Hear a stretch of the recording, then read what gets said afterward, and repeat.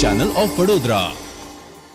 કાલોલ તાલુકાના મલાવ ગામે હવેલીનો જીર્ણોદ્ધાર કરવામાં આવ્યો છે, જેને લઈને 3 દિવસ સુધી વિવિધ ધાર્મિક કાર્યક્રમોનું આયોજન કરવામાં આવ્યું હતું. લગભગ પૂરા પંચમહાલ જિલ્લામાં સુંદર લાગે તેવી હવેલી મલાવમાં બનાવવામાં આવી છે. આ નવી હવેલીમાં ઠાકોરજીની પધરામણી બારસના દિવસે કરવામાં આવી અને ભવ્ય ડેકોરેશન દ્વારા પૂરા મલાવ ગામને શણગાર કરવામાં આવ્યો. મંડપ, શિરેઝો તથા ફટાકડાની આતશબાજી સાથે બેન્ડ બાજા અને આદિવાસી નૃત્ય મંડળી તથા ગામ લોકોએ સંપૂર્ણ લાલજીમય બનીને ભવ્ય આનંદ વ્યક્ત કર્યો હતો. 3 દિવસ સુધી ચાલેલ આ પ્રસંગમાં ગરબા, ભજન, કીર્તન અને ભવ્ય શોભાયાત્રાએ ગામ લોકોને ખેલા કર્યા હતા.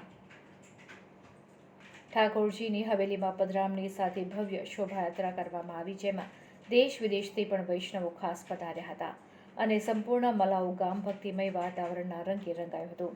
વર્ષોથી બાલકૃષ્ણ લાલજીની સેવા કરનાર મંદિરના મુખ્યાજી જવાહરલાલજીનો પરિવાર પણ ગોકુલથી મોટી સંખ્યામાં જોડાયો હતો.